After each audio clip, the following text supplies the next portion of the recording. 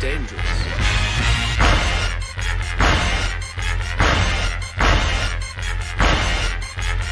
Bad feeling about this. You don't seem to understand something.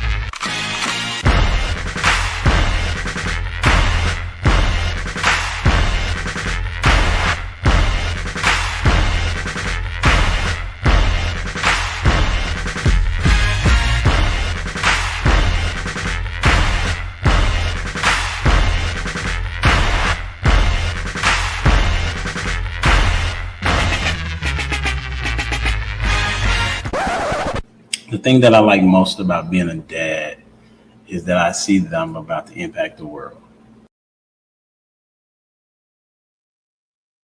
Yup. What's up? It's your boy Humble Dad back with another edition of Humble Dad Podcast. Got a great show for you coming tonight, as usual, right? And the reason why that is because I said so, and I think that the things that we talk about are very much needed as well as appreciated by those that listen and take it hopefully to their household and build upon it. We're going to be talking about how submissiveness is spiritual and not natural. And if you are a biblical scholar or not, I think that this would be something for you to take part in and also chime in on. And while you're coming on in, make sure you hit the like button, subscribe, and all that jazz. Make sure you actually let somebody know that there's a fire discussion going on about how submissiveness is spiritual and not natural. And so, but our first question of the day is going to be, where did I put that? I put it is, does tone matter? We was having this conversation in the back chat. Does tone matter when a man is speaking to a woman or a woman speaking to a man? And I already know there's going to be some disagreement. And let's see who's going to be the first one. Hey, welcome back to the panel. Somebody that's been gone for a long time but decided to come back. You know what I'm saying? And we're going to ask him. And that's none other than Jay Zilla. Not Jay-Z, but Jay Zilla. That's right. I have no say in the daggone Super Bowl musical decisions. What's up, Uncle Dad? What's up, boss? What you got on the question? Does tone matter? Does tone matter? I do believe tone matters. You don't want to hear from your kids. You don't want to hear bad tone from your lady and or guy. You don't want to hear bad tone from the officer who's pulling you over for something you know you did wrong. Tone matters. I rest my case. Make sure it's simple enough. Make sure you adjust your mic a little bit. I turned mine up and yours kind of a little off a little bit. It was fine before. Turn it up a little bit. It sounds like you're behind the mic. All right. We'll come to you. We'll check on it. Hey, welcome to the stage. None other than Prototype in the building. The Hulk Hogan in these streets. Oh, I heard some claps there. Yes, sir. That's what's up. All right. What you got? Does tone matter? No, tone doesn't matter if you're right. It's about production, man. So a smart man told me hear the message, not the tone, and that's the best way to keep moving on and moving forward. Don't get stuck on the tone, but if the message is right, it don't matter what the tone is, man. Just take that message. Okay, that's what's up. Appreciate you for being here as usual, and none other than the Barry White Barry White. I said that wrong. Barry White in these streets, lost in translation. Come on inside. Yes, indeed. Yes, Welcome sir. back home, Dad. How you doing, sir? Well, boss, because this is going to be a very delightful conversation. What you got? Oh, yes, it is. Yes, it is. You know, Humble, I thought about it, man.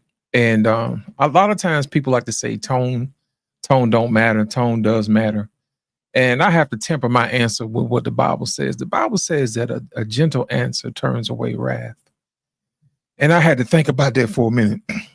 Every now and then when I'm feeling myself, I have to reach back and check and say, you know, what does the Bible say? And there's some wisdom in that.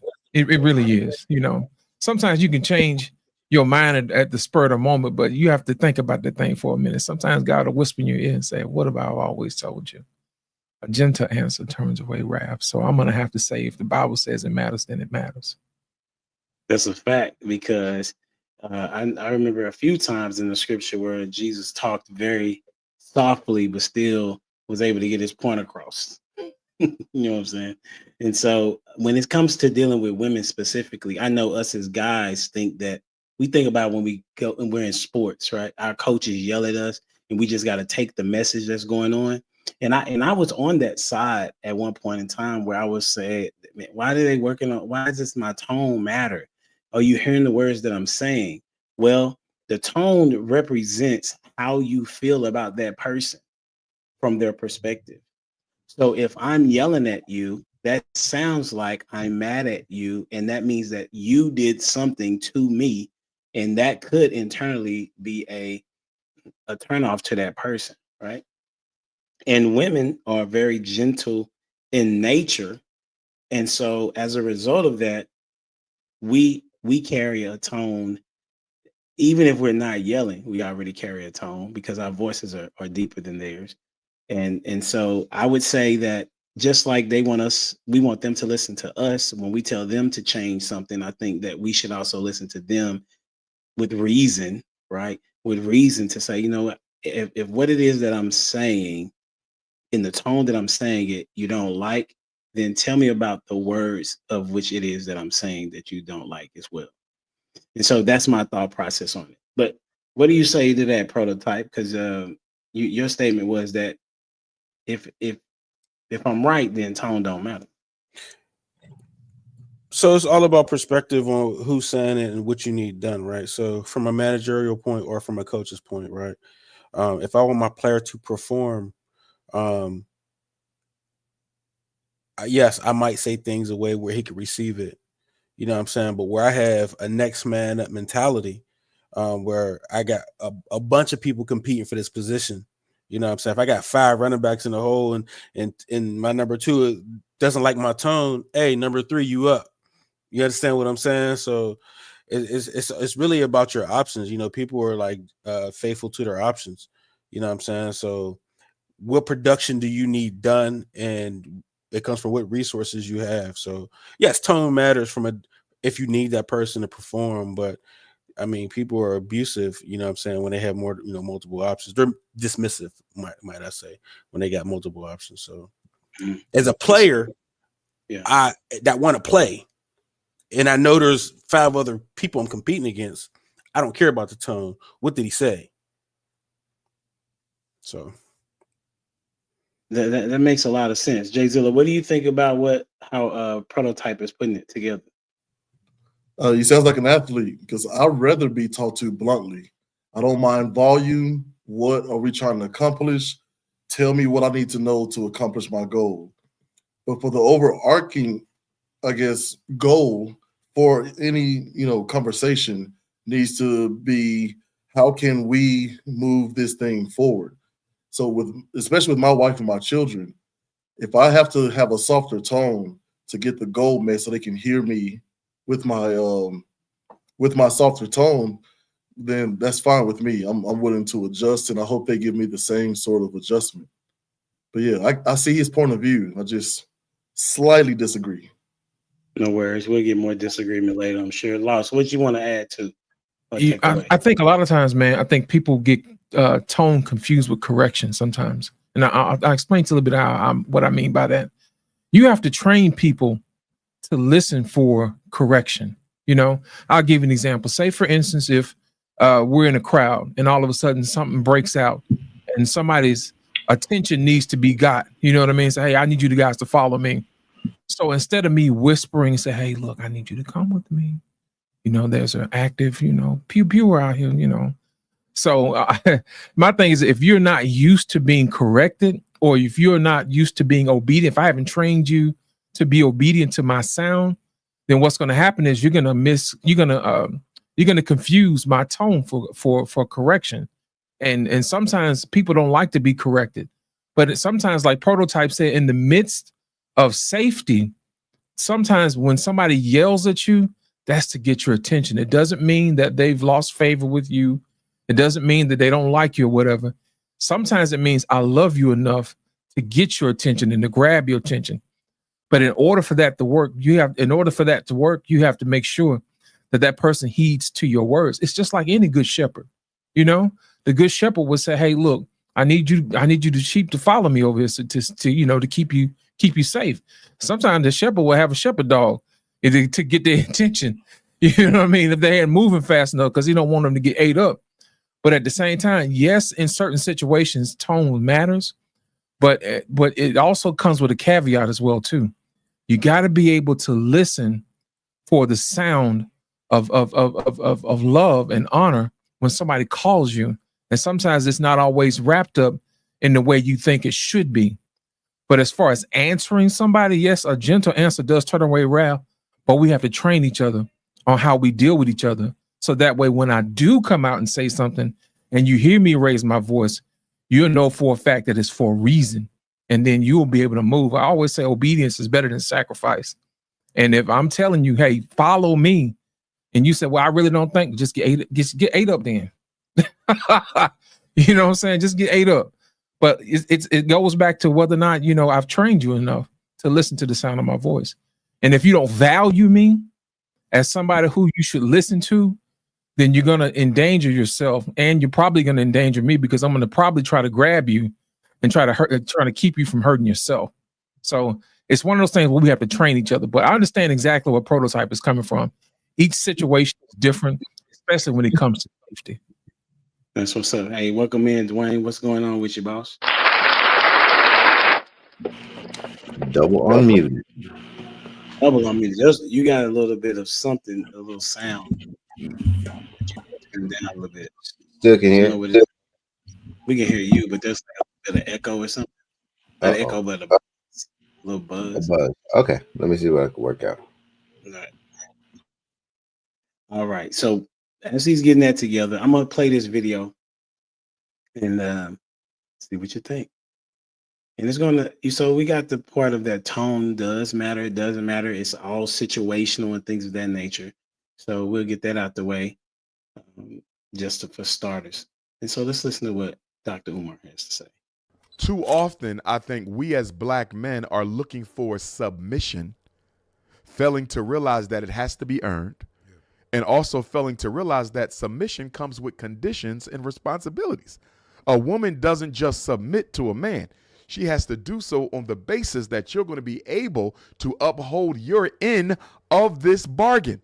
I'm hearing men, because they message me, they text me, Doc, we hear you. But how are we ever going to be able to be men if she doesn't allow us to lead? And my answer to that, good brother, if you are leading the way you're supposed to, you won't have to ask her to submit. She will do it automatically, because it is her nature to submit to her, to submit to you. The problem with black men is a lot of us are not strong enough emotionally, psychologically, spiritually. We're not strong enough to attract a woman's submission. Submission is a quality that all women have, but only certain men can unlock it.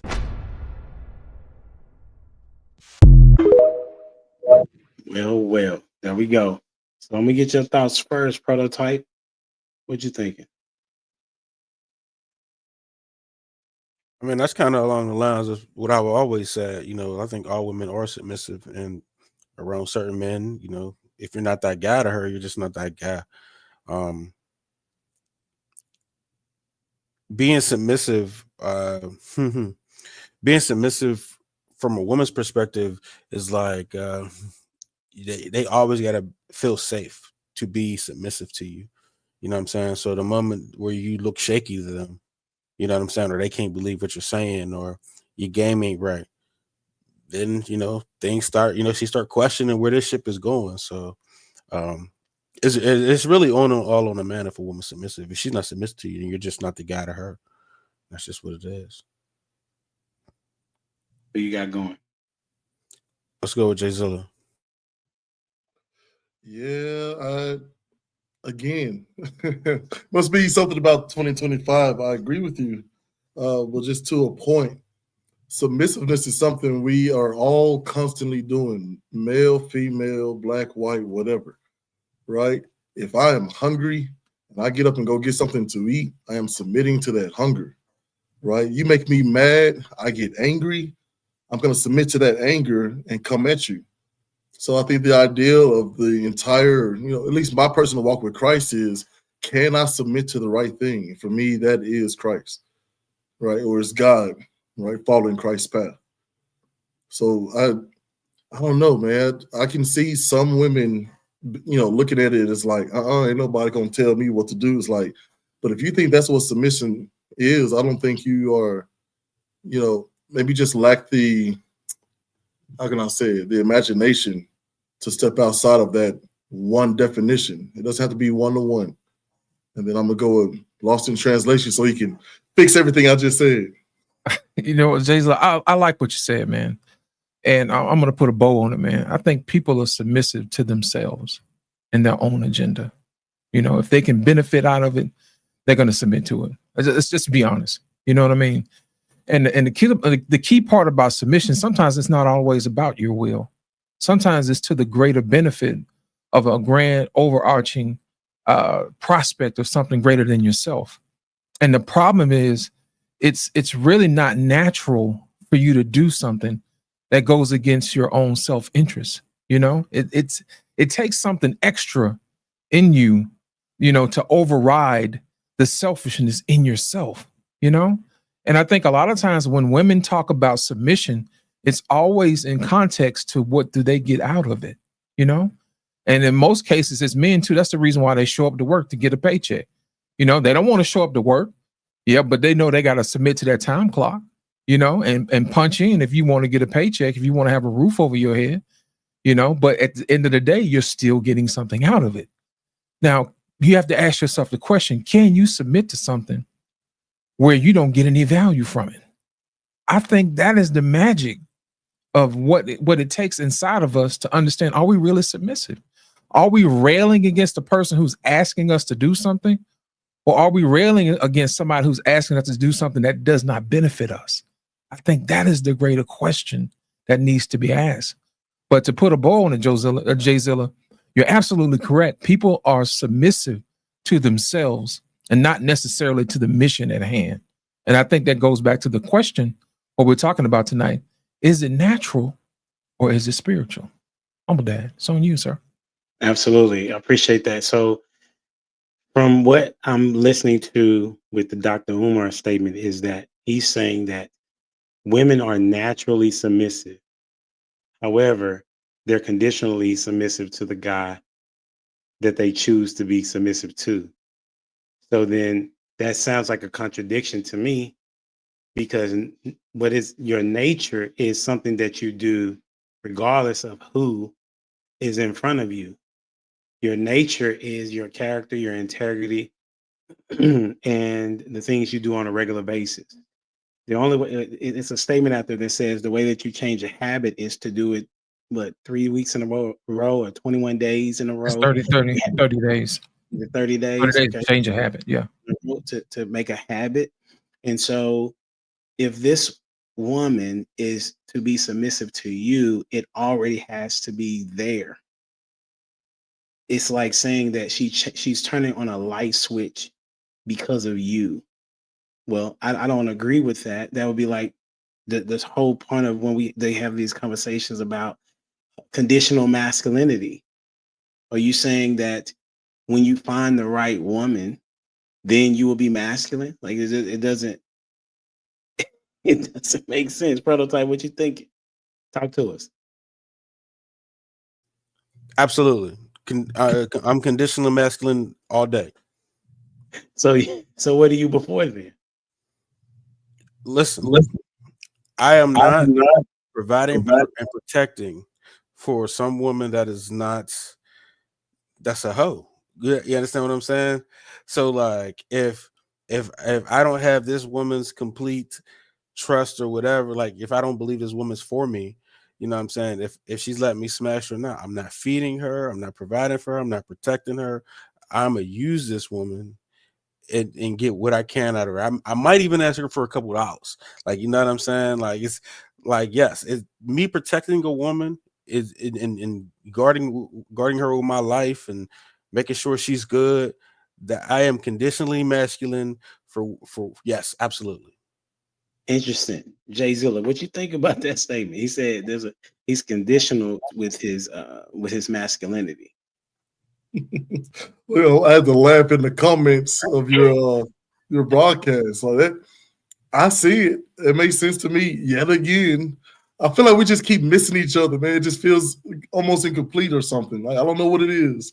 But yeah, I can see that. Like, yeah, why would I go through that? You know, something that is, in my estimation, should be reserved for the woman, right? Who's going to be my second half, who's going to complete me and be there, good, bad, and ugly, rich or poor, all the things, right? I would just say, you know, it's okay to reach out and help those who want to be helped, but as long as you're prioritizing, you know, your wife and keeping your word about that. I have a lot of female friends who they ask me for advice. Some of them act a little ignorant, and I just go on about my business. The other ones who are like, well, I don't understand how to do that. Okay, let's look at this together. Matter of fact, let me ask my wife about it, see if I can get a woman's perspective. But, you know, each of us have our own way of doing things. I think that's what helps keep the balance of the world. But I do real quick want to go back to something you said, Humble Dad. Your ideal of it, the contradiction, right? Yes, we sir. can't act against our nature. I think that's a huge problem in the United States right now. Sometimes we vote against our nature, right? A lot of people is like, you know, well, Kamala is nice. I think we should. Is like, but here are the things I'm asking, and she's not even talking about it. You know, this guy over here may get us into World War III, but at least he's acknowledging me. You know what I mean? So each one of us gets to build that. We're the author of that. And I do think that, biblically speaking, way back when God kicks Eve and Adam out the garden, one of the punishments was you're going to forever be under the thumb of man. So I think a lot of women are fighting against that because I can't stand this dude. I can't trust him. But here I am. Every time he called me at 4:37 a.m. on the dot, I'm coming over there with no drawers on. And they can't figure out why. You know, because it's part of the curse. They know why. Bible. They know why. They know why they go They know back. why. Yeah. They like what is being given to them, right? Otherwise, they wouldn't go back, right? So I understand the position that Prototype is saying. I'm just under the guise of that the submissiveness is not submissiveness in this situation of what Dr. Umar is saying is that the guy has to have his stuff together and then he will be submissive. That's what he's saying, right? But I just watched y'all know I watch different content, but Pop the Balloon is one of the things that I watch to consume and find out real time. Even though the show is what it is, I'm still able to observe what men and women are thinking at the time during this pressure situation and asking these questions, right?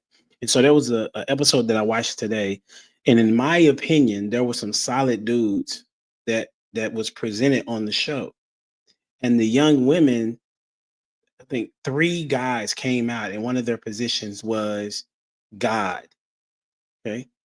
That I want a woman that is spiritual and that puts God first. 2 women for sure popped the balloons on that one. One of the 2 ladies, she popped her balloon early on one guy, and then later, when there was a guy I guess she found a little bit more attractive, she held on to her balloon. And when he said that he would try to potentially maybe convert her with his lifestyle and not necessarily push her or anything like that, she popped her balloon. So she wasn't even willing to. That's why I'm saying that the submissiveness is something that is not natural, because it is a spiritual ordeal that you're saying that I'm releasing my power and trusting in somebody else's authority. So, and that takes a lot for somebody to do. So I'm definitely against what Dr. Umar is saying, because it's a contradiction. Women just are not submissive by nature. Let me get lost, and then I'm gonna come to you, Jay. You know, Omar says a lot of stuff that he thinks sounds good, but when you put it in practical meaning, it doesn't work. I'll give you an example. Humble Dad, when you going down the freeway, right, and it says speed limit 55, you know what I mean? How many people actually do 55? You know, does everybody do the speed limit, or do people push it a little bit? You know what I mean? People are going to do what they want to do when they think they can get away with it. So just by merely putting up a sign saying the speed limit is 55, then that means everybody's going to submit to that speed limit is a joke. You see what I'm saying? People are going to do what they want to do. So when he says that a man has to get his stuff together first and a woman will submit naturally, that the example that I just gave you is an example of why he's wrong, you know? And I think sometimes when Umar gets in his pander bag, you know, he forgets and leaves his common sense at the door. Think about it. When you tell children, don't go in there and get the cookie late at night, guess what? When you ain't looking and they feel like they got the urge, they're going to go in there and get the cookie. I don't care how good of a parent you are, how much you praise them, how much you gave them a cookie before when they want it. But the minute you tell them no and they turn their back, I don't care how good of a parent you are, they're going to go and they're going to go get that cookie. And I think sometimes we take away the ability for women to have responsibility for themselves and put it on other things like the patriarchy. You know what I'm saying? We love to say it's the environment, it's the patriarchy and all this other stuff. And my whole thing is this: do you hold yourself accountable? Are you rooted in anything? Do you go along with how the wind blows? You know, do you have any character? You know, there's a song that says, my soul is anchored in the Lord. So whenever I see somebody who changes and they blow within the wind, that's somebody I know for a fact I can't deal with them. They don't have any roots. They don't stand for anything. Their character is whimsical at best, flimsy at worst. You know what I mean? Nothing that they do can actually inspire me to want to have them in my life, because they change with the mood of the wind. How can you build a relationship or a foundation of a relationship when anything could change your character? Anything could change your behavior. Anything can persuade you to do anything that somebody else wants you to do. So when you don't take responsibility for yourself and you put it on something else, you take away your own personal power to fix your own situation. And I think until we start making women understand that you have your own power to do what you need to do, I think that is the only time we're going to have reasonable conversations when it comes to topics like this.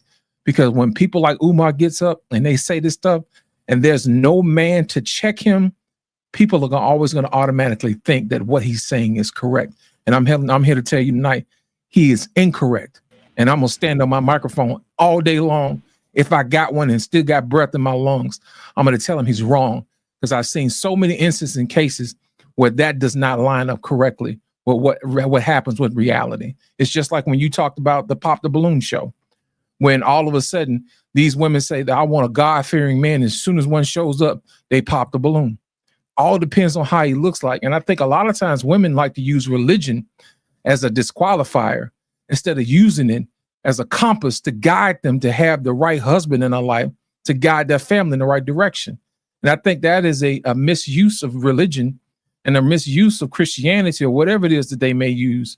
And I think they're using it in the wrong way. And I think that's probably the reason why they always find themselves in precarious situations that they really don't want to be in, because they're misusing the words to their own benefit instead of using it to the benefit of God himself and why he put us here. And basically that's what it is, man. They're hijacking a particular situation for their own benefit. That's a good statement. That's a really good statement. I was going to go to Jay Zill. Let me bring Dwayne in real quick. Dwayne, you didn't get the video, but I want you to answer the question about, does tone matter when you're having a conversation? I'm gonna say specifically to your wife, but I'm gonna leave it open to you if you want to extend it beyond that. What's your thoughts? Well, let me check the mic tone.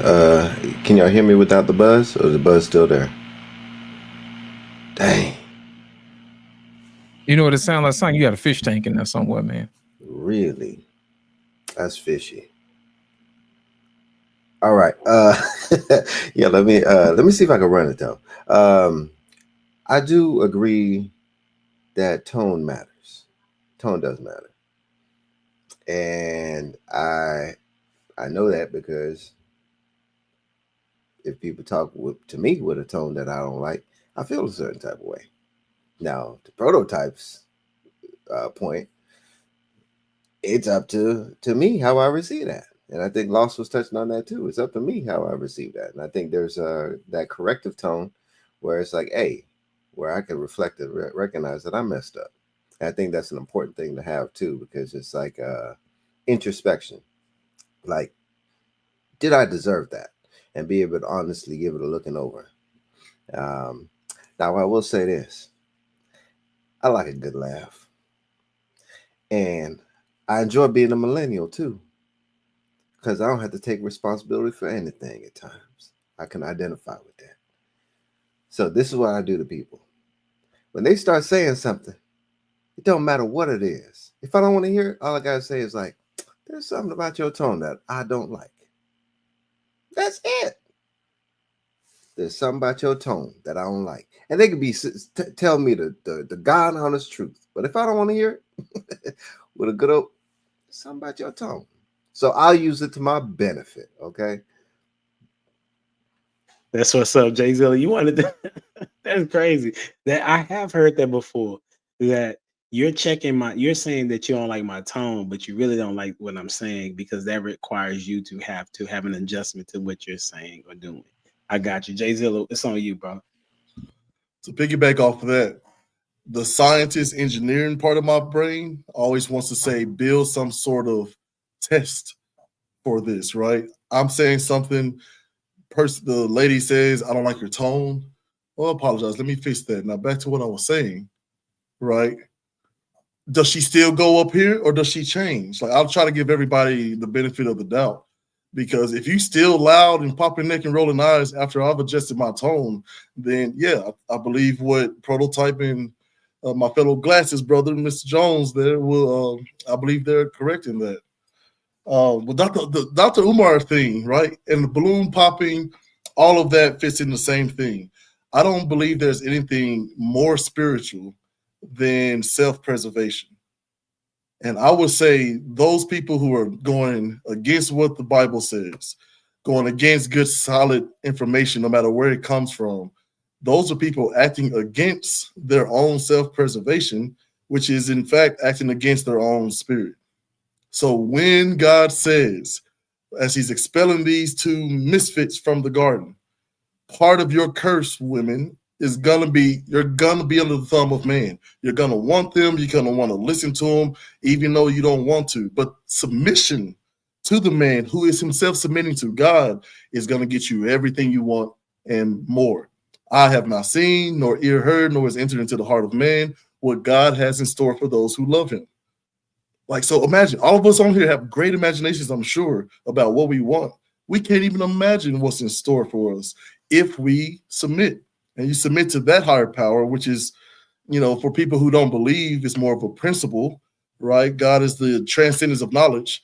The idea that, hey, if this thing is the right way to go, it don't matter what I have to say. Let me put that aside and go that way, because now I'm going to be able to get a house, get a car, you know, build something, despite me trying to go against my spirit and my self-preservation. So I'm going to go back to Pro with that, unless we're ready for the next question. No, Prototype had something on this, so I want to give him an opportunity to speak. What you got, Proto? I mean, I was going to go back to what Lost was saying about holding women accountable, and we all know that they like struggle with the cognitive dissonance, right? You taught me that, right? So they can say what they want, and even on Pop My Balloon, I think there was one girl who was like, "Oh, you didn't say you read the Bible, so I'll pop my balloon because you didn't say I read it." Like, you know what I'm saying? Like she was super corny, but it was kind of like, you wasting my man's time. You know what I'm saying? So we can't holding them accountable is only going to waste time. trying to get them to realize that they need to hold themselves accountable is wasting time. The sooner we realize that they can't hold themselves accountable and they're unstable and they're like the house on the sand, you know what I'm saying? And unless they have the firm ground, which we would be, they're not gonna. That's where it stops. You know what I'm saying? Like them on their own, it's unstable ground. They don't have any morals, principles, whatever. They'll do whatever. Girls that be like, oh, I would never do a one night stand. We'll do one night stands. I ain't never did this before. She did it before. You know what I'm saying? So I don't understand why we got to keep saying, oh, we got to hold women accountable, make them be accountable. Like at some point, we got to realize that they can't do it. Laos, what you got? You know what, Prototype? I agree with you, and here's why. The reason why a lot of people want to say that they hold women accountable, the reason why you can't, because you have gentlemen like Umar who gives them an out. You know what I'm saying? They'll say it's your tone. They'll say it's the patriarchy. You know what I'm saying? It's always something that's external that's keeping them from being, who they're supposed to be. And the killing part about it is, man, you can't really look for the rest of the world to hold you accountable if you don't want to be held accountable yourself. And it goes back to what Jay Zilla said a minute ago. Is it really your tone that you disagree with me? Or is it something that's in your spirit that doesn't agree with me? I told you all the time, we wrestle not with flesh and blood, man. You know what I mean? And the thing about it is, it begs the question, how is your relationship with God? Because if you had a relationship with God, then what I'm telling you should agree with you in your spirit. Now, if you have an unhealthy relationship with someone else and you don't agree with God, then I'm going to question your motives, and I do have the right to question them, because if God is telling me one thing, which he is backed up with his word, and I can point to you where it said it in his word, and you turn right back around and say, well, I don't like your tone, or I don't like the patriarchy and anything like that, that God ain't saying nothing about no patriarchy. He ain't saying nothing about no tone like that. You know what I mean? He said that you do this, and this. I got certain promises for you. If I have a relationship with God and he has shown me along the way, every step of the way, that he has stepped in and he has given me everything he has promised, then guess what? I'm going to be like, you know what, Lord, you've been at every step of the way. So I don't have a reason to doubt you. But the minute you ask somebody else to do the exact same thing and they started questioning you, you got to start asking your question, hey, do they respect you? Or B, do they even believe in God? Or where's their allegiance to? Is it to God? Is it to you? Is it to someone else in the garden? So that's the reason why sometimes, men, it's more important for us to listen than it is to speak. Because in listening, it's going to tell you everything that you need to know about who they hold allegiance to. Do they hold allegiance to themselves? Do they hold themselves allegiance to how other people view themselves? How they feel about themselves? Those are some of the things we have to make sure that we understand first before we start getting into relationships. Because your foundation of a relationship, if you're building something worthwhile, is important enough for you to listen and find out exactly who they're listening to, because who they're listening to is where they're going to go. And I believe that. Absolutely agree. Right. So I think it's in this part of where we're going to transition to is kind of connected to these things. When I'm thinking about the pop the balloon situation, I'm thinking that the reason why these particular ladies are not connected to God is because they had a bad experience with the church, maybe, but also that means that there are regulations and rules that they would rather not abide by. And it would be no different, right, with a guy that says that they don't believe in God or believe in there's a guy I'm talking to online, and he keeps coming to me about that I believe in a man-made Bible that was given to us by white people, and I'm like, I don't think you really understand where the Bible comes from, but okay, and so we go back and forth. So it's almost as if that people want to deny the boundaries that God has set for us because of their fleshly ways. So I want to transition to this whole part of the spirituality of things. And the question is submissiveness a sign of strength or weakness in a spiritual context? I'll ask that again. Is submissiveness a sign of strength or weakness in a spiritual context? And we'll start with you, Dwayne.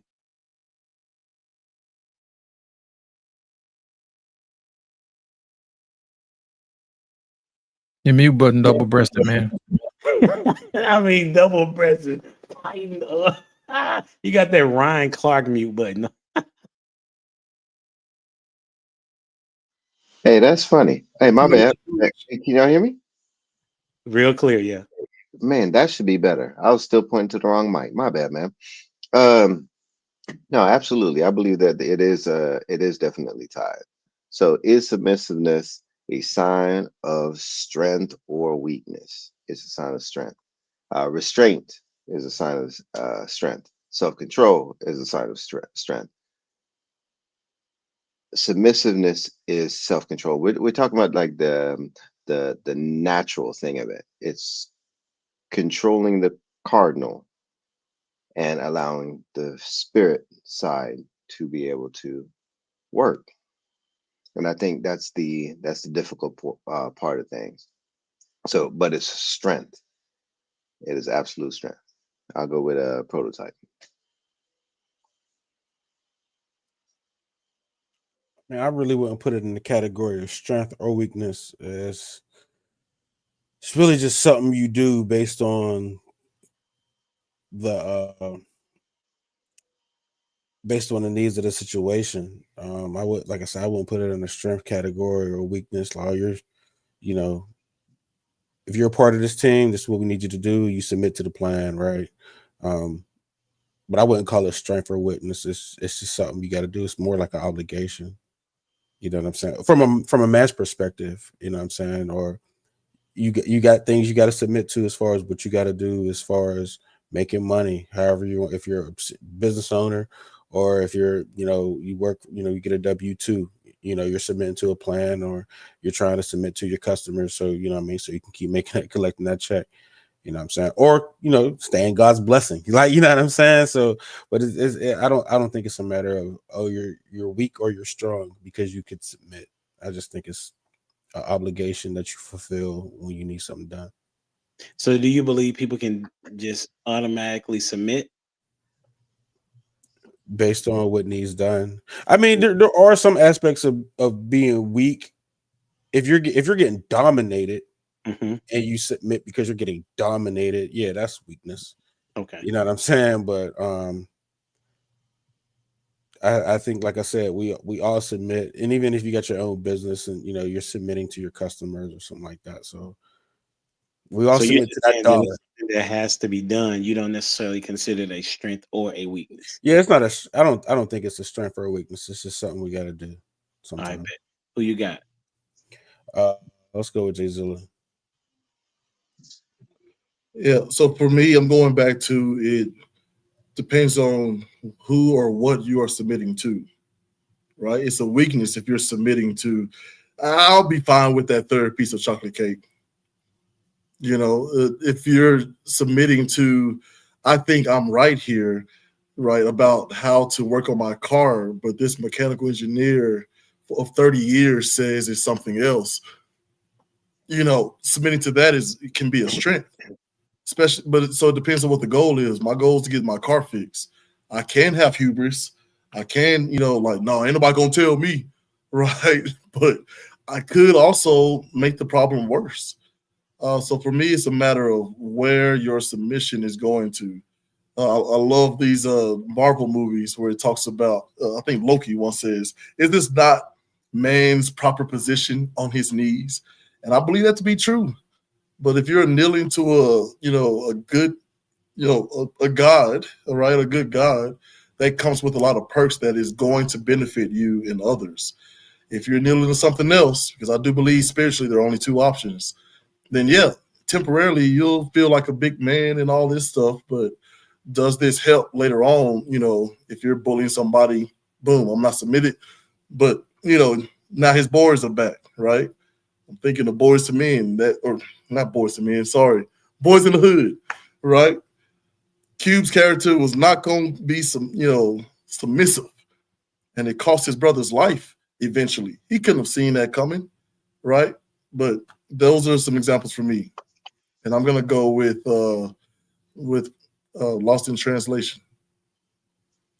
You know what, Humble, that I'm gonna take a different turn, man, as far as submission is concerned. You asked the question, is submission a sign of strength or weakness in a spiritual context? Correct. Submission is actually strength on loan from God. I'm gonna let that sink in for a minute. Submission is strength on loan from God. Let me explain to you what I mean by that.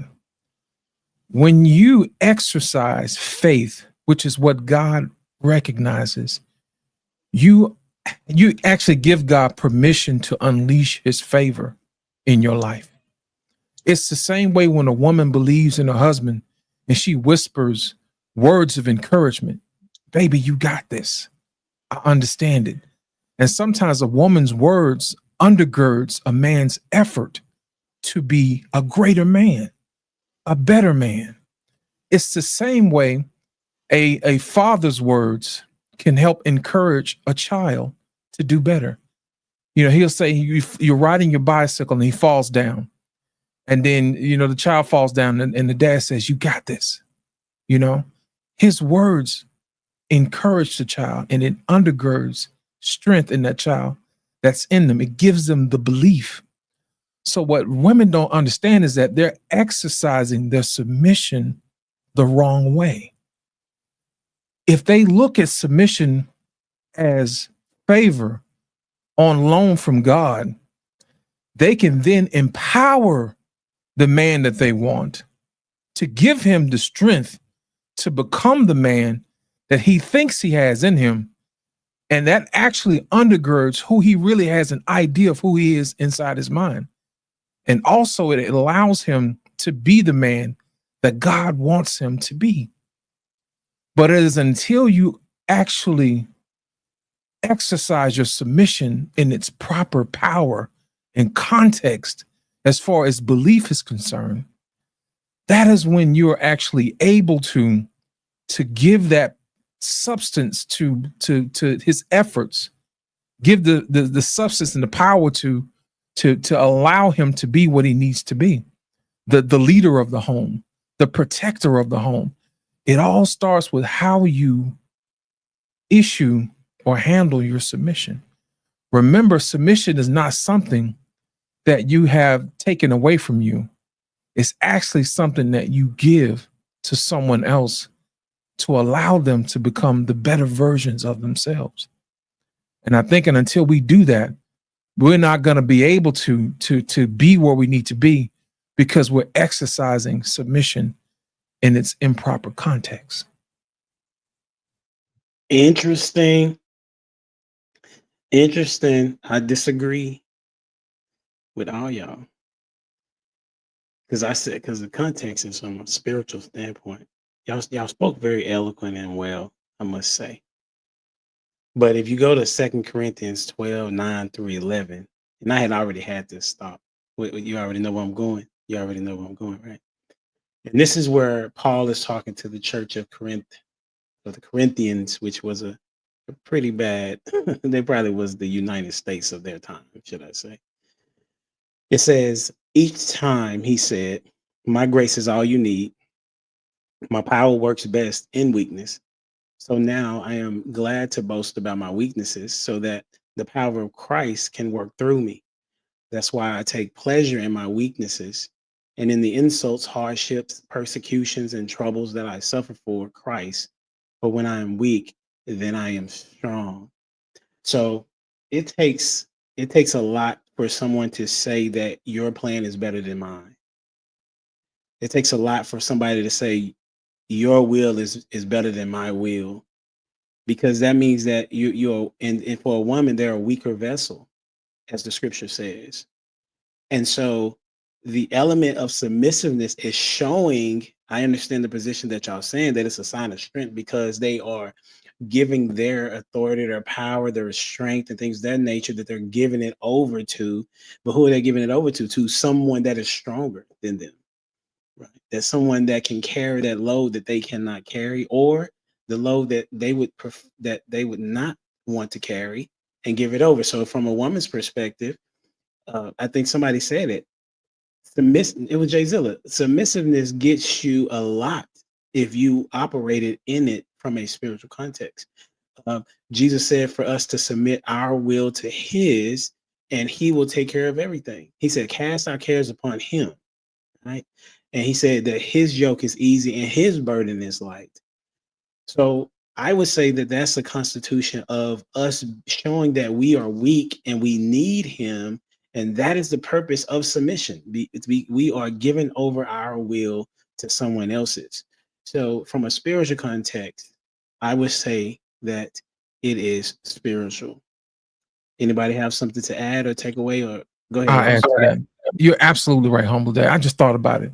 You're absolutely right. Think about it, man. In the beginning in Genesis, when God made Adam, he said it's not right for man to be alone. It is in the absence of Adam's other half that he found the weakness in him, that he provided Eve. You see what I'm saying? You're absolutely correct, because God shows up in moments of weakness. You know what I mean? When nobody else can show up. So you're absolutely correct. Absolutely correct. Now I see what you're talking about. Now I see exactly what you're talking about. That was spot on. I appreciate that. Would you get somebody else want to add? Go ahead, Jay. Like Paul also says to submit to one another out of reverence for Christ. So I do believe if you're listening to Paul, like I put in the back chat there, that is submission to God, because Paul doesn't speak on his own authority. He speaks with the authority God gives to him. Let's call it on loan, right? So submitting to God means you listen to good information, no matter where it comes from, right? My son came in, and they have a habit. As soon as they hit the house, boy, clothes are flying off, shoes are over here, and they're gone. It's like, hey, get back here. And I saw him, and he put jeans on so he didn't have to lotion his legs. And I was like, hey, man, your legs look like you've been like kicking flour bags, man. And he's like, your legs are ashy too. I was like, hey, you know what? Let's both lotion our legs a little bit better. How about that? Right? So these are the things we do. Like, how do we, like you say, lost in translation, what you said earlier about the highway example is yield, right? Because it's my turn to go, but that's I'm in a Kia and they're in the Mack truck. Common sense says, hey, put down your hubris, put down your pride, and let that truck get out of here, because our ultimate goal is to not get smashed up on this highway. I let a lot of people in that way. So again, who you submit to, who or what you submit to, whether it's good sense, whether it's God, I think is what matters above all else. And I think that's what Paul was saying there. That's what's up. Hey, Dwayne, you had something? Bro, listen, this is what I need you to do. I need you to get like a tape, right? Hold The on. Scotch. It's not gonna be the Scotch tape. It's gonna be that tape. Hey, let me. I'm moving him. Literally around the mic, you need to say press button. Okay, speak, press button. That's what you need to. People have been asking me to make compilations of you not hitting this mute button. And if I get the time, bro, I am going to do it. What's up, homie? I'm praying. Did you like my tone? Was my tone okay? No, I didn't like your tone, but I'm also praying for your tone, and I'm also praying that you don't have that time on your hand. Anyways, God sent some work his way. I did have a question for Prototype. So about the accountability thing. If they're incapable, are they not capable then to be accountable to God?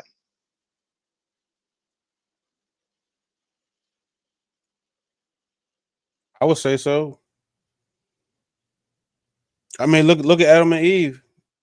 You know what I'm saying? Like, there's a reason why he's like, you listen to Adam from here on out. You can't do it. You listen to Adam, and it was Adam's mistake to think that she was an equal. But let me make this simple for you. Whatever Adam say, you do. Now that you want to listen to snakes and stuff. What a spin, my dude. What Dwayne respond, bro? I don't know. I don't know. That one's a little. It's a little rough because, like, as for, I think for You got your submission, speechless, my guy.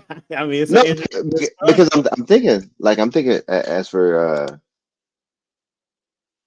submission, man, it takes accountability. Man will be held accountable for not submitting to God. So are you telling me that women won't be held accountable for submitting to God? And I know there are healthy marriages out there where the wife is accountable for their actions. That's why it's healthy. Right. I was just about to say. It's very, very few. It's an anomaly. Oh, come on. There's no way of knowing that. It is an anomaly. It's an The anomaly. reason it's like if you found some. I'm sorry, I'm interrupting, right? And I'm not sorry about it, but I'm saying that. I mean, since it's Dwayne, I'm okay, right? So, for example, they say that black people eat watermelon. That's our thing. But I found black people that don't eat watermelon. But it is a stereotype for a reason. The same thing as we talk about women and submissiveness and accountability. It is a thing of a stereotype because it happens so frequently. And if you have a woman that is willing to apologize, you have found you a great one. Ain't that the truth? I don't think they heard you, Humble Dad. Listen, if you find you a woman that No, can it's not. apologize, Let's go back. It's not the apology for me though. It's the. no, it may not, but I'm saying, It's the know better in the first place though. That's not possible though, prototype. Because you're not. That's what I'm saying. I know you the That's what prototype, but you're not even perfect though. But listen. But that's what I'm saying though. Like I feel like most women will apologize because they're submissive. No, most women. I was wrong. I didn't know no better. I was wrong. My bad. Most Do you know women wear that they are single mom as a badge of honor. Listen to me. All I'm saying is, where are the women that know better in the first place, and that can stick to knowing better? Ain't that the anomaly? That's what don't exist. That's the anomaly. That's the anomaly. No, apologizing. I think that it's easy for a woman to apologize. No way. No. No. Yeah, but what type of apology is he talking about? Is it like, well, I'm sorry, but you need to? You know what I mean? That's technically an apology, not a good one. Say again? I mean, I think it's. I don't know. Women apologize because it's a submissive state. They're naturally submissive. So apologizing for them. Man. Here's my question: are there so few of those women because there are so few men who are able to live in such a way that they inspire that sort of reaction to men? That's an interesting question. There it is. Boom. I'm saying if the path to righteousness is straight and narrow and few are on it, right? Yeah, you're right. It is rare. I have to change what I said. Apology, though, bro. It's not the apology. It's the mere fact that you know better in the first place. That's what I'm getting. No, I'm gonna have to disagree. No, that apology goes miles and miles. Not really. Here's why. Apology. I don't even want it. No, I want it. I don't even like. I'm sorry. You should have knew better in the first place. Hey, let me get it. You know what? I don't know. Like for those people who used to write notes back in high school and had a box of them. Had a box of them notes, and then people who used to be able to fold them up in creative ways and had a whole box of them notes. I think those are like apologies.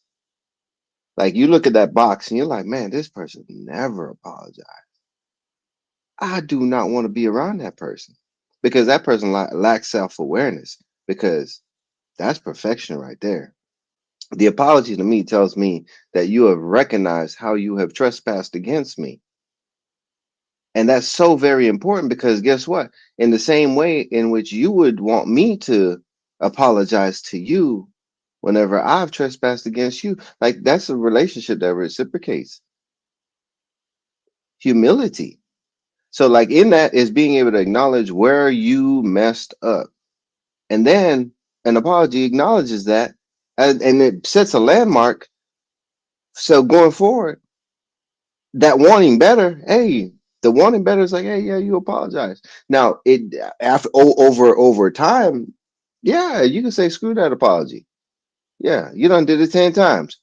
But even from the Bible, you're supposed to accept that too. How many times you supposed to forgive your brother?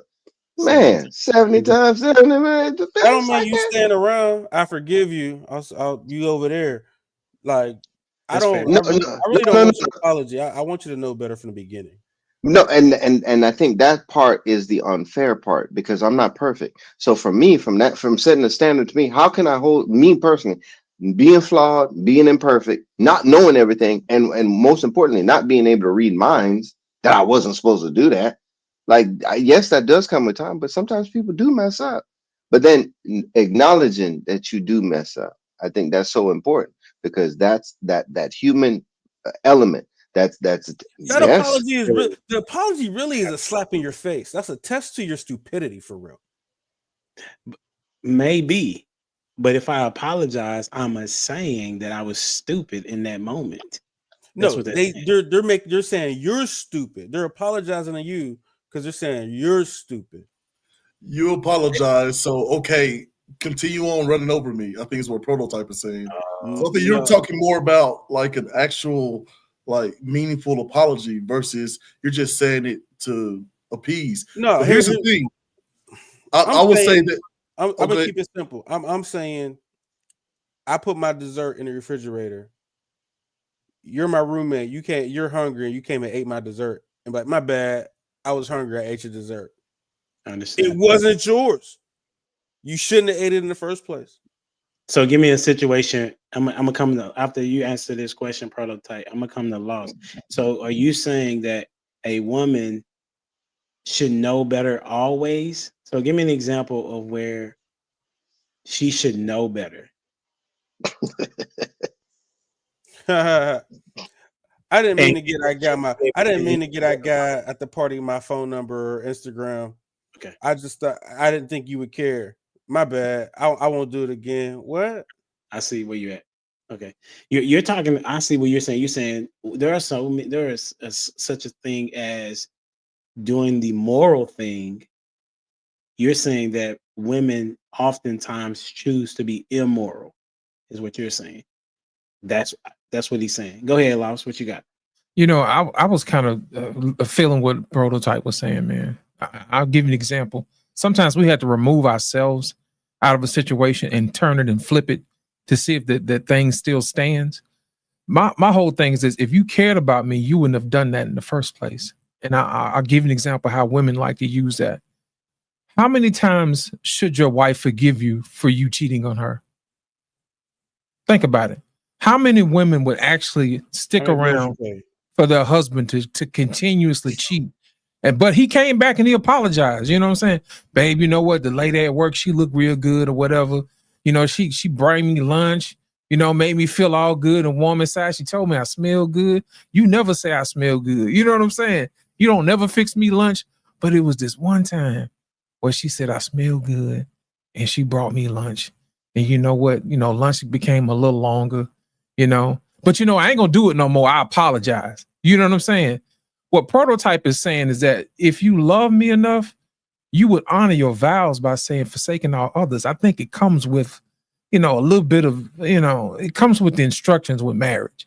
You know what I'm saying? It's like it's one of it comes with it when you sign up for the program, you know. And I think what happens is I think sometimes we like to adjust the rules a little bit to make everybody feel good because we already know you're not supposed to cheat on your wife. You know, we already know you're supposed to forsake all others. We already know this. But for some strange reason, when we want to get away with something, we'll sit up there and say, you know, you're really supposed to forgive people. You know, in certain cases, it depends on what it is, but inside of a marriage and a covenant that you said that you was gonna do, rich or poor, sickness and health, death do you part, forsaking all others. You know that the instructions are on the box for marriage.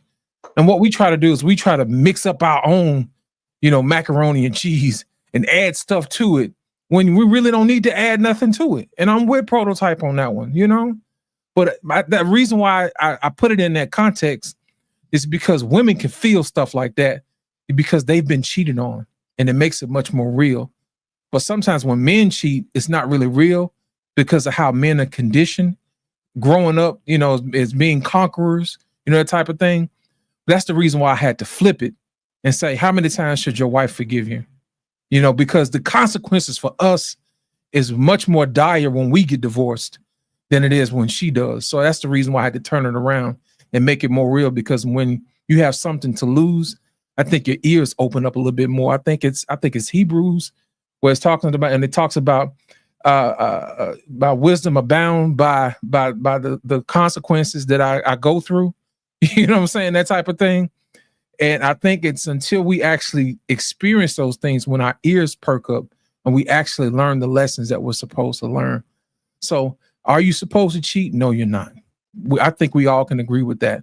But I think when we make excuses by saying, hey, we should forgive people 777 times or whatever, that really doesn't make somebody else in the relationship feel comfortable that you're going to do the right thing when nobody else is watching. So, it's not popular to say, I understand that, but at the end of the day, it's the right thing to say. And that's the reason why I had to say it that way. So, what's up, Jay? You was about to say something? I'm gonna try to give my best Lost in Translation, right, impersonation, right? See, here's what it is. Proto, let me ask you something, brother. Are you married, sir? You're married. In Lost in Translation, are you married? Are you a virgin? No. How do you think God feels? Well, I put it to this: I hadn't made no kids. I've learned from my mistakes. That's not the question, sir. How do you think God feels? Right?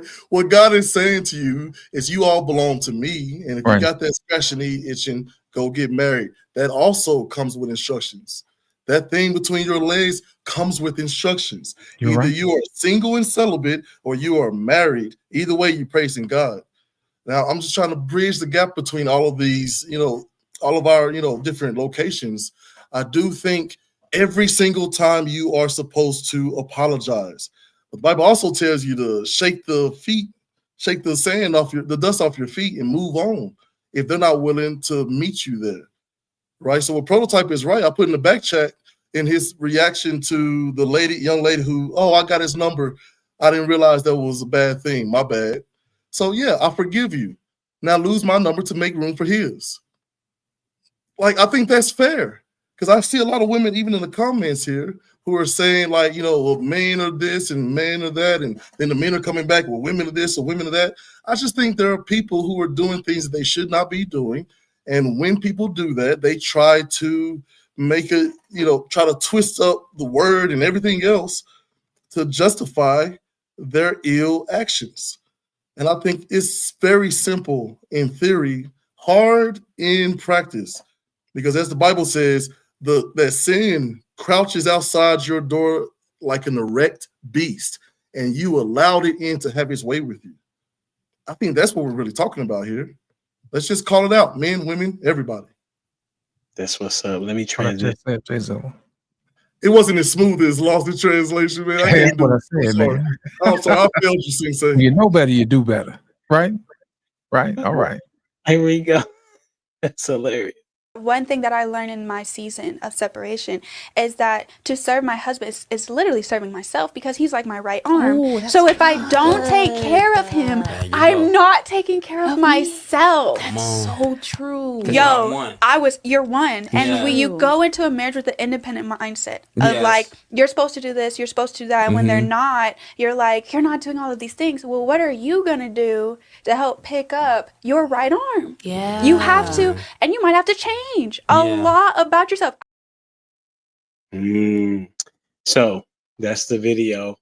And as you can hear her say, when she was separated, she had to think about these things as it relates to how she saw her husband, right, and how she saw herself. What's your thoughts about it, Jay Zilla? I think that I will extend that out. Okay. Because biblically speaking, if we're believers, we're all one body in Christ. It talks about for children, don't push them to the point of wrath. For your wife, speak softly. For other men, be respectful, right? Showing reverence to God in everything you do, whether it's your work, whether it's, just being friendly to a stranger, feeding people, clothing the naked, right? Everything, right? I think we should extend that out. And I think we will find ourselves in better dating pools as well. But we have to contend with sin, which wasn't always, necessarily part of the plan. It's something that happened because of, we don't know. I wasn't there, but it sounds to me that God was like, hey, Adam, where were you? Right? So where were you at? How'd the snake get over there to spit game to her like that? What was you doing to not make her feel comfortable in at least listening to you? Right? And then how is it that once I ask you about it, the first thing you say, well, is this woman that you gave me? That's two people. It's only people. It's you, God, and woman. Bro, I'm going to blame God. True statement, though. Say again? It is a true statement. Adam did not choose the woman that he got. I hear you. But look at how God looked at it, right? Because he still punished Adam. He punished. He didn't say, you know what? You're right, Adam. He was like, bro, I don't give a crap. I told you not to do it. I don't care what she does. I don't care what these women in the club doing. I don't care what they wearing. I don't care what kind of game they spitting. I've told y'all not to be involved with them. And if you have to be in a sexual manner, you get married and take care of them. There's a whole list of instructions. And a lot of times we don't read the entire instruction list. We just popping the phone out and playing with it and trying to figure it out as we go. And blaming everybody except yourself when, you can't connect to your Bluetooth. I'm going to go with Mr. Jones. Oh, man. She a liar. Tell her Prototype. She a liar. She act like she held herself accountable. She can't do that. Had a little bit of self-awareness. She can't do that. Tell her Prototype. Man, I'm trying. So you said she held herself accountable, which Prototype would be against. Is that what you're saying? A key component of accountability is self-awareness. She was self-aware enough that she identified how her actions end up hurting herself. Going back to what Zilla was talking about, self-preservation. I like it. I like it a lot. Because guess what? The moment and that accountability that we're looking for is the accountability of God. That she was out of bounds. And then in order for things to go well for her, she got to be in bounds. That's how the game goes. So I appreciate her self-awareness that she's not running for the touchdown way out of bounds. In order for her to get to the end zone, she got to be in bounds. Run that race. Let booby spin. Come on now. Let him in. You heard of the wall before, right? The wall? They get real accountable after the wall. After they got baby daddies. Oh, the other wall. My bad. Yeah. You goofy. After they got 2-3 baby daddies, she said she was separated, right? Right. You think her ex-husband cares? She gets it. She understands now. It's the same husband. It's the same husband. So I mean, but he's so good, like good. So he gets the benefit from that. But you see what she had to go through a whole separation. That's everybody. That's the valley. That's not the valley. That's the valley. That is not everybody. Some things at the beginning, you know your job at the beginning. You know what I'm saying? So how you automatically, I didn't know to take care of my husband. However long that you had to get a separation, you had to get separated to understand that you got to take care of your husband. That's bullcrap. Different shows for different folks. That's what I'm saying. That's what I'm saying. Keep your apology, because I have to know, right? I don't get that grace. I gotta know. I gotta know how to lead. I gotta know where we're going. I gotta know how the family's gonna be run. You know what I'm saying? Before we go there. You know what I'm saying? On the first date, what's your plan for me? What? I don't even know you. Like, you understand what I'm saying? But you get to get separated to learn your lesson. You get courted, you get married, you get a kid. You got to go through separation to understand that you're not doing your job as a wife. That's crazy. I now know even more why you don't like David. Yeah, that was his story. Why he didn't like David. Yeah, why he don't like David, Dwayne? For the separation from God. No, I don't like. I don't like David. I have one prime reason why I don't like David. Yeah, I wanted Dwayne to say what he think it is. No, well, I'm saying from the separation piece, where in his separation from God, based upon his action, I'm sitting there trying to tie it into the valleys in which all of us go through. In our lowest point, whenever we had untried everything, right, that we know that's in our bag, and then we got to finally realize that, you know what, we got to let go and let God. And it's cliche. It sounds cliche, but that is it. Like the whole yoke, which we were talking about earlier, that's whole submission piece is letting go of what we think is right, our understanding, and letting God. But if we're stubborn, because we are stubborn, we have to go through those valleys. So there is no discrimination whenever it come to women. Same like men. Sometimes in relationship, we do have to go through those valleys. Here's a valley. When that girl we really like breaks our heart, valley. You had to go through that valley in order to be the prototype in which you are today. It's unfortunate, but we gotta go through it. Sometimes we get dragged through it. Most of the times we get dragged through it because we don't want to be there. But once we're out of it, we can look back at those valleys and realize that we were dragged through it for a purpose, and it's to be better on the other side. So where her right arm was numb, or whatever it may be in her analogy, she's now grateful that she could feel it. She's now aware of this thing that she was missing, and that's the wisdom going through those experiences that we didn't understand what we were lacking back then until we get through the other side of that valley, or better yet, to the hills. So I think it's a perfect thing, and that's David's story through his whole thing. I see you unmuted.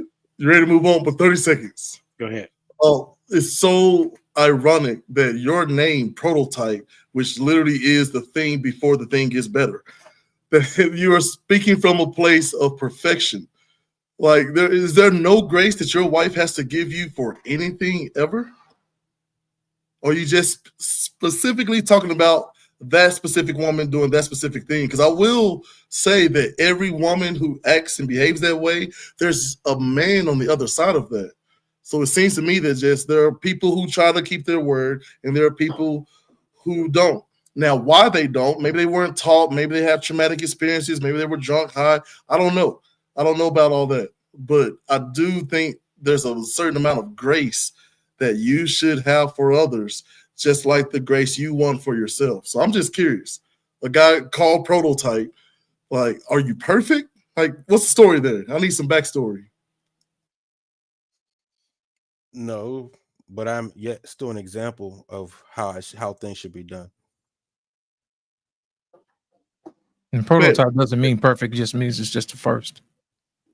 Yeah, just the first. But usually, I'm saying the prototype is usually something later on is to be improved upon, which is supposed to be our walk, our spiritual walk, regardless. It's supposed to be improved upon, but at the same time, still an example. You're still an example. Yeah, right. Sometimes a great example of what to do, sometimes a great example of what not to do, right? Case in point, you have to go grab a hoodie because you're sitting there with your guns out, no sun out, cold. So the prototype had to go and scoop up a hoodie. Listen, because the first time you sat at the seat in front of that camera wasn't your best, right? It didn't serve you at all. So I think what a lot of people are not or misunderstanding is the ideal of love thy neighbor as thyself, right? I like being blunt. I like being talked to straight up. I don't care if you loud, I don't care if you cuss me out or anything. I think Proto's the same way. That's our athletic background. But loving me the way I want to be loved should also warrant the person to be loved in the way they want to be loved. You see what I'm saying? And it's okay. You can still forgive and let that woman go if she's giving her number out to people and breaking the trust.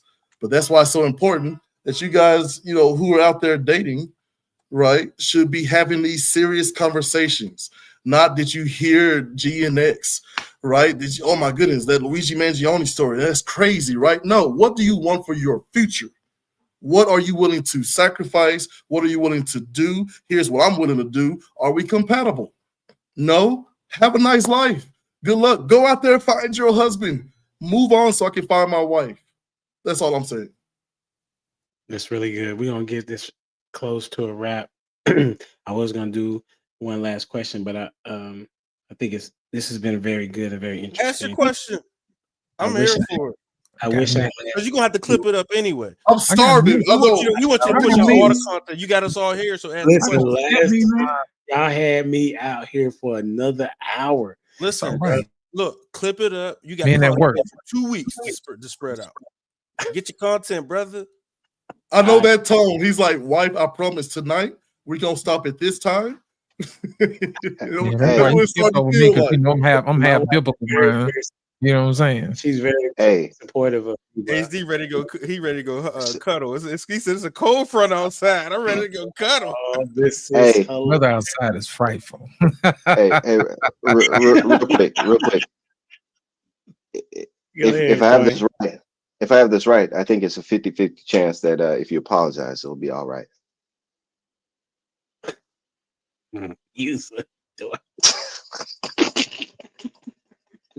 Maybe it's how they apologize to. Well, hey, get that tone right, though. You gotta come correct in the tongue, and you gotta walk on eggshells afterwards because you gotta have change after the apology too. Listen, that I have had to apologize recently for sure. I was dead wrong. I mean, it was my spirit was so convicted, bruh, that I could not do anything because I was so wrong. I even called Dwayne. I was like, bruh, your boy didn't tripped up, my guy.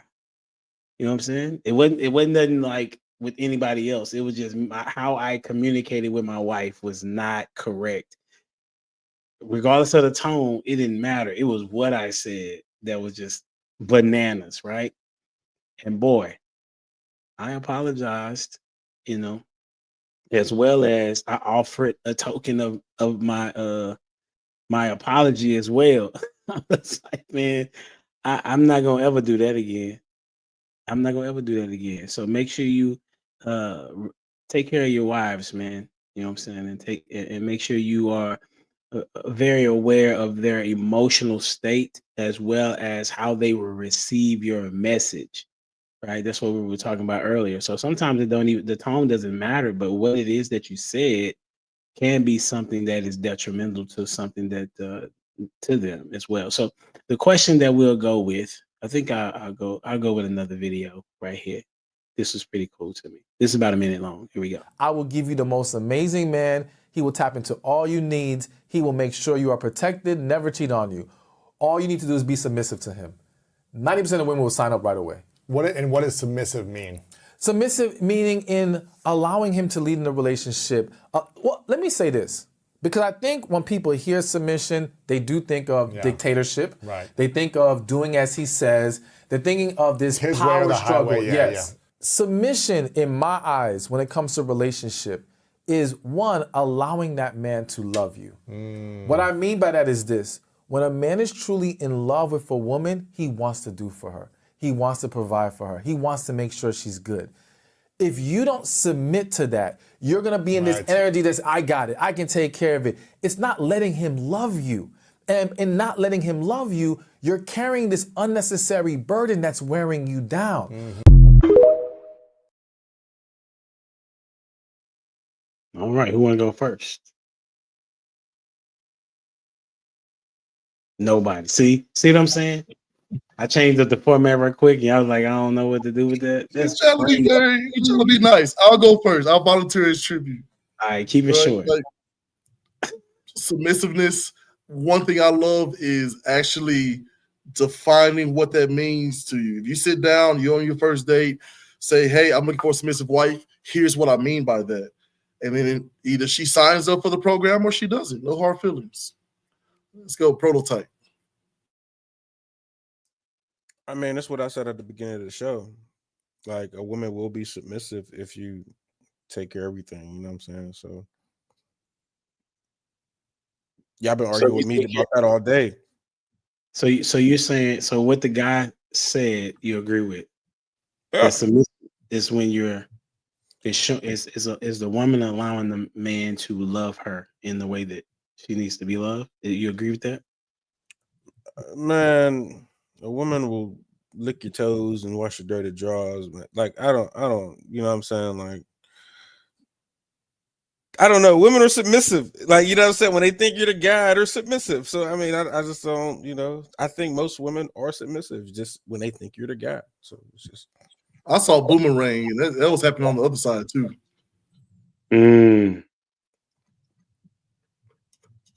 Okay. I mean, I seen Malcolm X, so, you know, he said, "Kiss my foot." You know what I'm saying? And she did it. So.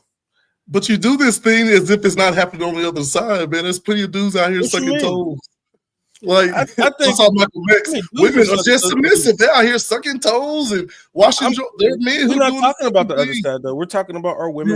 You're right. Submissive. Like, you know what I'm saying? And it's wild when dudes be like, "Oh, women aren't submissive." When they are naturally submissive. They fight against it to protect themselves. They've been hurt. Blah blah blah. They don't submit it to the wrong guy because they don't got no sense, or they can't pick a guy correctly. You know what I'm saying? So, but they are submissive. They're submissive creatures. That's just what they are. So they're submissive and guarded. Yes.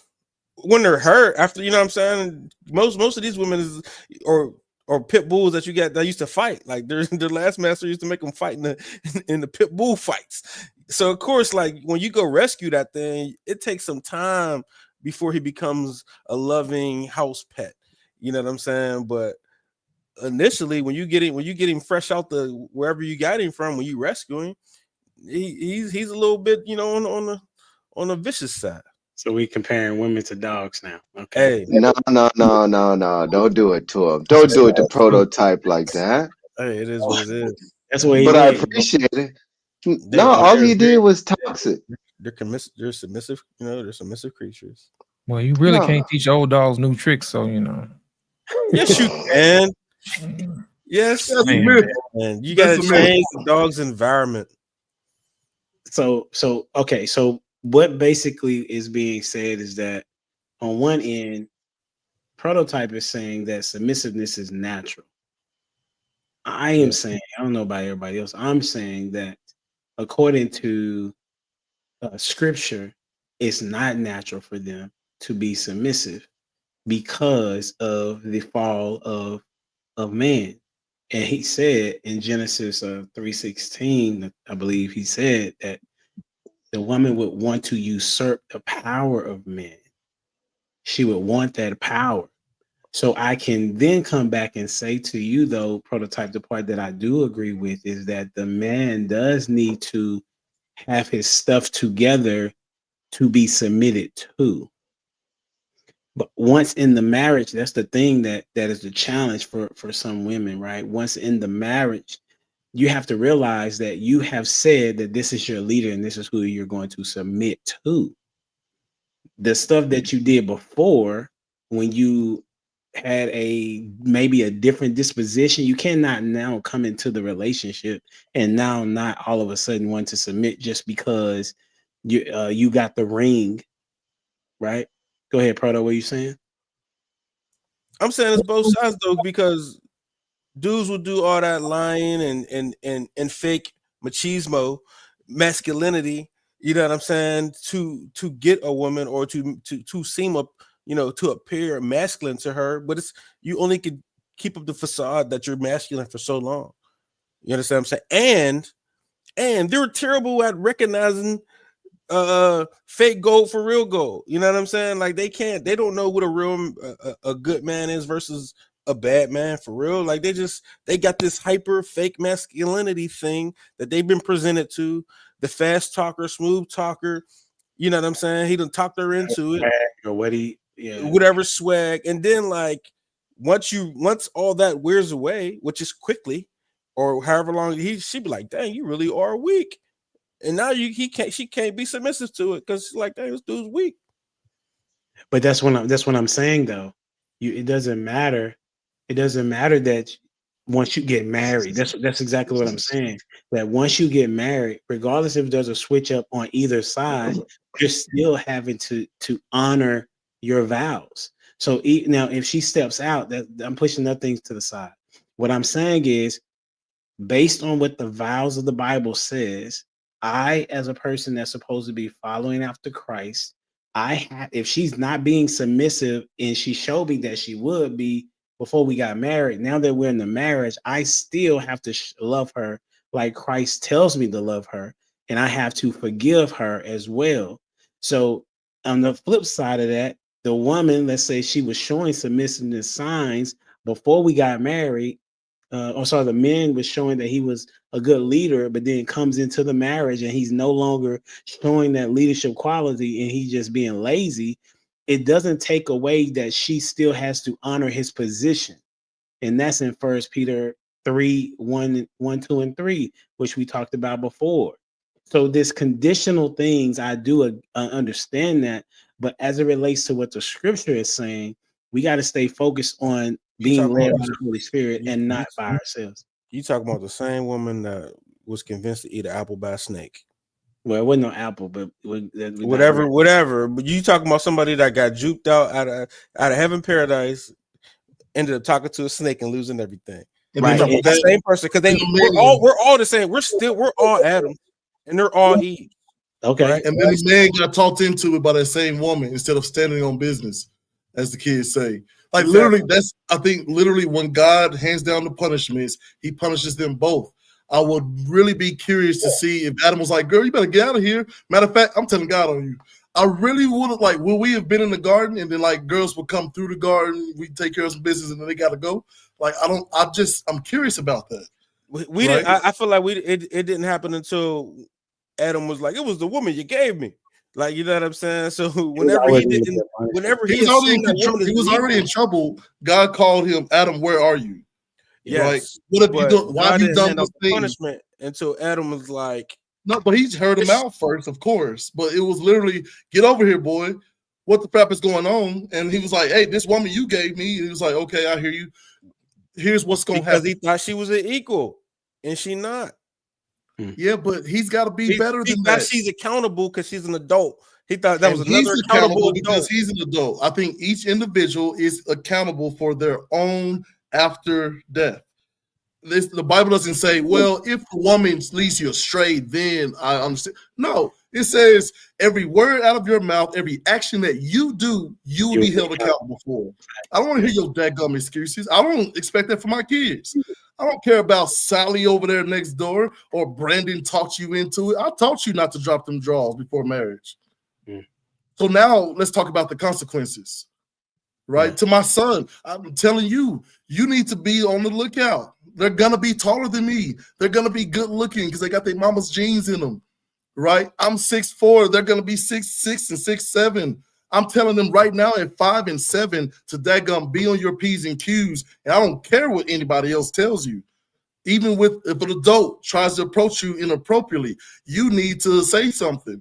If another little girl, another little boy, you need to say something. And you need to lean on your own principles. But if you decide to step out on your own hubris and your own example, your own understanding, deal with the consequences, bro. That's it. I feel like that's what God is saying as our Father, our Heavenly Father. He's saying to everyone, look, you're truly going to be the fiance. You're the fiance of Christ. So when you step outside of my will, which is God, you step outside of God's will, that's your problem to deal with. You don't have to do that, bro. And so that's what we're saying. Let's do a pincer move. Men do better. Women do better. And let's fight the real problem, which is sin. Women only going to do better when the men do better. Well, there you go. All right. Dwayne, you haven't said nothing, or have you gave your thoughts? No, I appreciate Prototype using that analogy of that dog. Yeah, I'm gonna try and nicen it up a little bit. Ferraris are known for being fast and nice looking, but you take that Ferrari off So you roading. gonna go the R. Kelly route? You gonna be R. Kelly right now? No, we ain't speeding. No, that was Omarion. My bad. My bad. What's the R. Kelly route? I don't know. Jeep? I don't know. You compare women to Jeeps? Oh no. I'm saying no. A nice Ferrari. It's still a vehicle. It's still a vehicle, but it's known for something. It's not a woman. No, it's not. But it's known for being fast, and it's known for looking good. Now, again, if you decide to take that Ferrari mudding, it's not going to be what it's known for. So I like that you took that dog and put it in an abusive situation. I'm gonna take a car and put it in an abusive situation. Now the outcome is, yeah, you could probably wash that car up, but it might not run as well. And I think whenever we get into these relationships, like we act like we're fresh off the showroom floor, right? So you're sitting there talking about how about the natural. Oh yeah, we ain't talking about a pup. We talk about a dog that's been abused, and I'm talking about that dog could be male or female. Same way. Like as for whenever you have something that has a purpose and that purpose has been perverted and it's been abused, then yeah, it's gonna need some work. So that's why I find it tough earlier whenever you were saying like it should have known better. Sometimes because of the perversion of its initial purpose, it goes astray. So like from a people standpoint, we all come into relationship with baggage. We all come into relationships with these unhealthy behaviors. And I think whenever we have the ability, and God gives us that ability of a conscience to be able to be self-aware, and then he gives us a standard of what it is that our behavior is supposed to be like. I say all that to say there's a lot of wounded dogs. There's a lot of dogged out cars out here. Right? And I could say that, guess what? I might be one of them. But every day I'm working on me. Now, I'm not working on other people because I can't fix other people. I'm working on me. So whenever I'm able to acknowledge my actions, like, why did I just do that? Kind of like HD, what you were saying, like, man, I messed up. That's the importance of being able to be self-aware and being able to hold yourself accountable. Because people talk about, oh, well, how are you going to hold them accountable? You can't. The only person that you can hold accountable is yourself. And if you have children. So in that, the best thing that I believe someone could do is holding themselves accountable and holding themselves to a set standard. No matter how wounded you are, you will still be held accountable to God's standard, male or female. Wounded, healthy, or unhealthy, you're still going to be held to the standard. That's rock solid. Lost, did you get to chime in on this before we get out of here? Let's get it. Here's the thing. To put a bow on everything, what we talked about earlier about submission being natural or being one of those things where we have to look, we have to struggle with. Let me explain something to you. Earlier we talked about tone, okay, and whether or not tone is important. I think God understands us more than we think we do, and it can be revealed in itself by how he tells us how to command. It says, husbands, love your wives like Christ loved the church. There's two messages there. There's one for the wife and there's one for the husband. The message for the husband is, I know you don't like your wife. She's going to be difficult for you. And I'm going to tell you why. Remember in the garden when you said that, hey, this woman that you gave me or whatever, well, guess what? Your punishment is you're going to have to work for the rest of your life for the sweat of your brow. And guess what? I'm going to give you some motivation that's going to nag you to make sure that you continue on working until you take big rocks and busting them to little rocks. You see what I'm saying? And that way you'll get no rest, you'll get no peace. Why? Because of your disobedience to me. You know? So the original sin was disobedience, but the punishment itself was to make sure that you work. And the guarantee that you're going to work is your helpmate. She's going to continue to remind you. Now, if you look at the other message, it says women should respect their husbands. Well, guess what? That goes back to the original sin as well, too. The reason why she subverted his authority is because she wanted to be in control. Well, guess what? Your punishment is that you're going to want to have to listen to your husband, and all your days of life, you're going to want to usurp him. Why? Because you were disobedient. You know what I'm saying? It always comes back to being disobedient. And also, if you look at how he tells kids to honor their mother and father, that your days may be long. Well, he already know kids are going to be disrespectful. That's the main reason why he said, kids, you're supposed to honor your mother and father, because they don't know any better. They don't know what to honor your mother and father is. That's one of those concepts you have to grow on. And then right after that, it says, fathers, don't provoke your kids to wrath, because he already knows it's easier for men to be angry. You see what I'm saying? So it ties back into the character about tone. God understands that sometimes we don't always, I put it to like this, we suck at being aware, but we're professionals at looking at other people's faults. You see what I'm saying? So in order for us to be more effective, we have to leverage our poor self-awareness and actually apply it to somebody else and say, hey, look, I'm going to point out the bad stuff in you, but I trust you to point out the bad stuff in me. And from that, when we learn to work with each other, then at that point, we'll become better until we become self-aware. And at that point, you're able to hold yourself accountable without the outside stimulus of someone else. I think it was somebody who said, to error is human. You know what I mean? But to forgive is divine. You know what I mean? And I think that is what we're talking about right now. We want to get to the point where we're able to forgive people. You know what I mean? But here's the thing about it. You're going to fail. You're going to have errors. They're going to be situations like what Dwayne was talking about, valleys.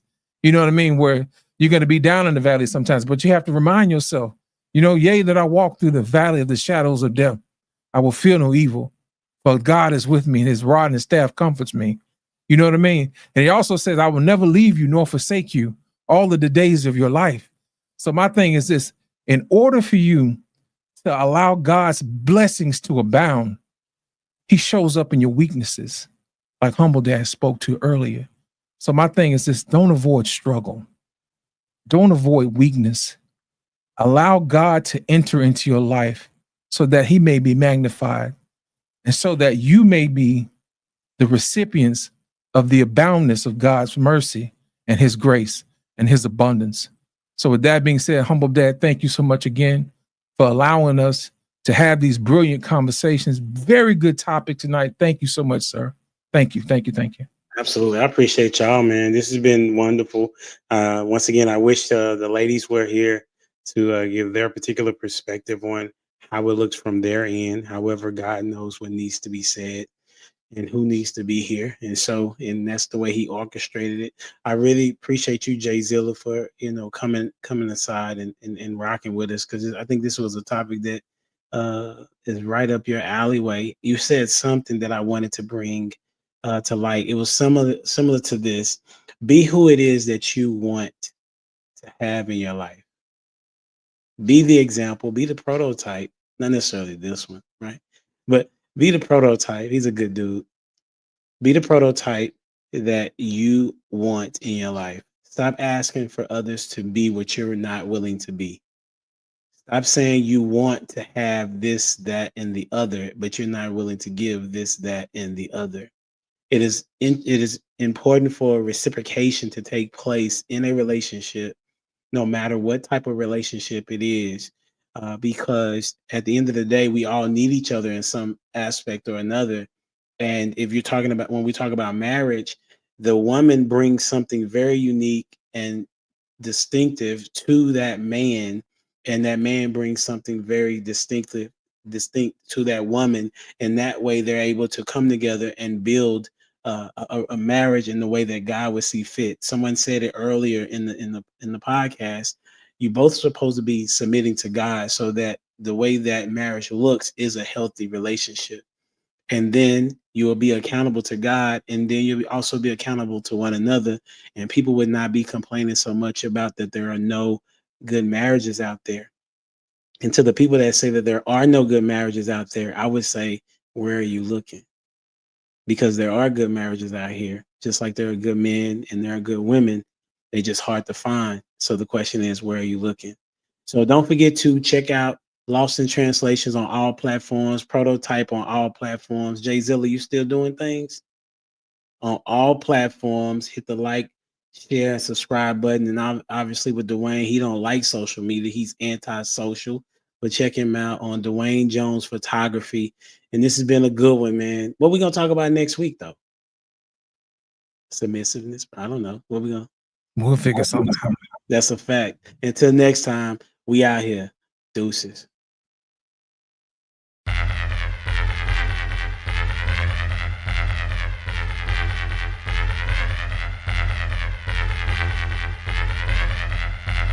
The boy is dangerous.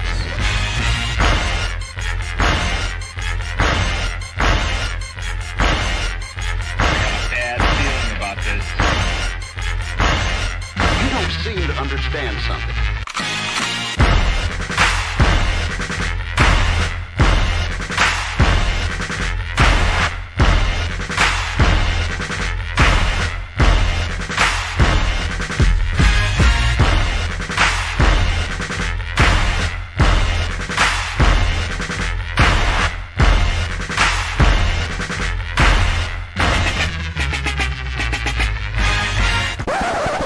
The thing that I like most about being a dad is that I see them about to impact the world.